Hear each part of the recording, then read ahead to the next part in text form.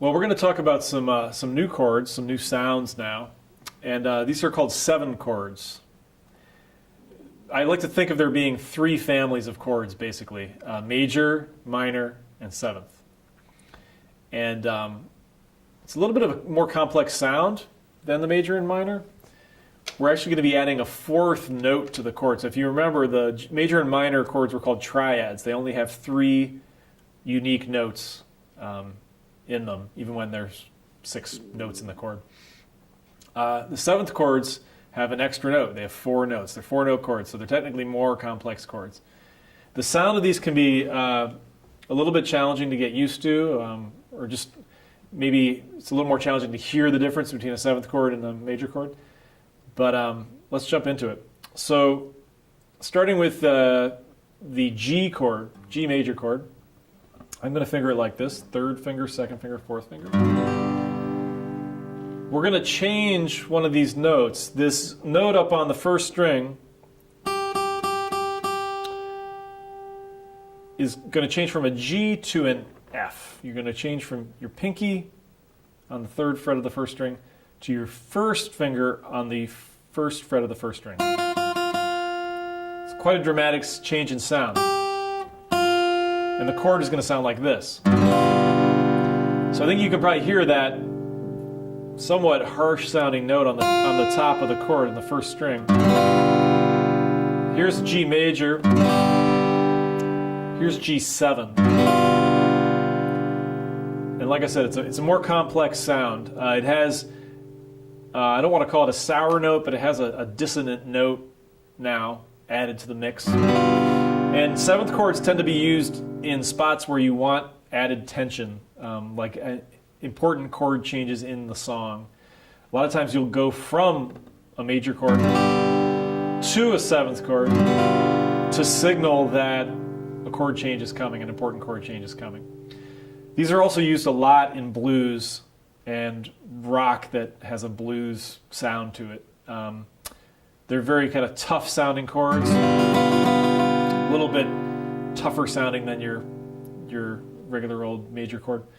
So let's go through and look at the rest of them. If you take your regular old C chord, your C major chord, you're going to take that standard fingering and you're going to take your pinky and add it to the chord. Pinky's going to be on the 3rd string, 3rd fret. It's going to sound like this. All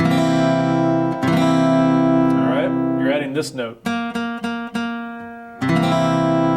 Let's listen to it against the C chord. C major, C7. There are a lot of different kinds of 7th chords. This particular kind of chord we're learning is called the dominant 7, but it's usually just shortened to 7. So you call this C7.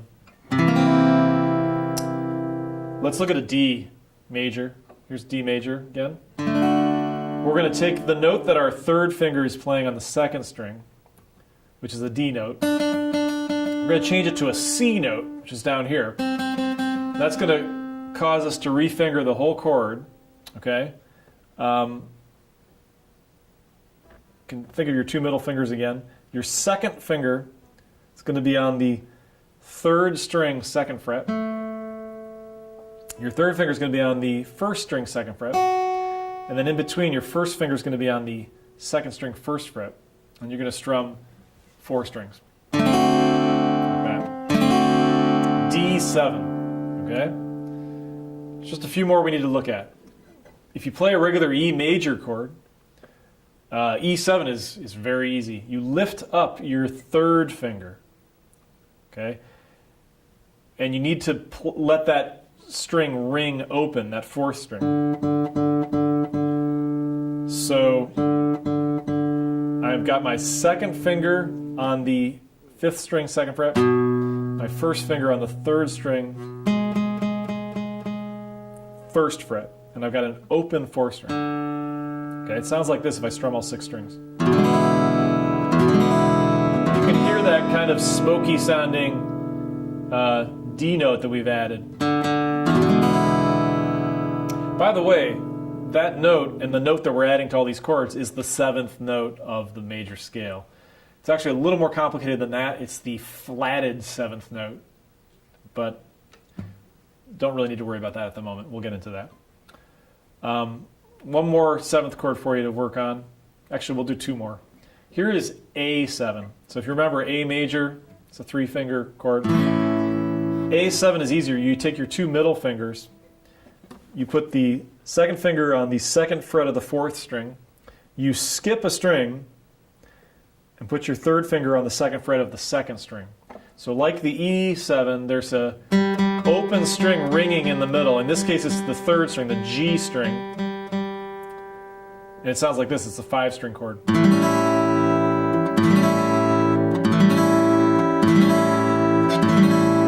Okay, now we've got one more 7th chord that we need to take a look at, and that's going to be B7. We haven't learned any B chords yet. This chord looks harder than it is. It's very, very useful. You're going to put your 2nd finger on the 2nd fret of the 5th string, your 1st finger on the 1st fret of the 4th string, 3rd finger on the 2nd fret of the 3rd string,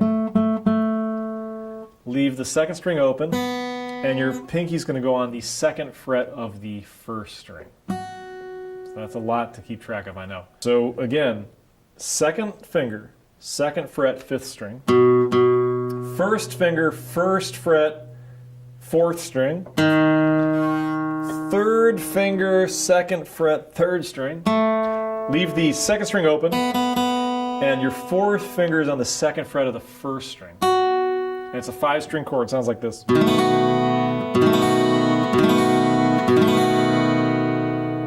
Okay, so those are your 7th chords, and we're quickly getting to the point where you know all the basic chords you're going to need.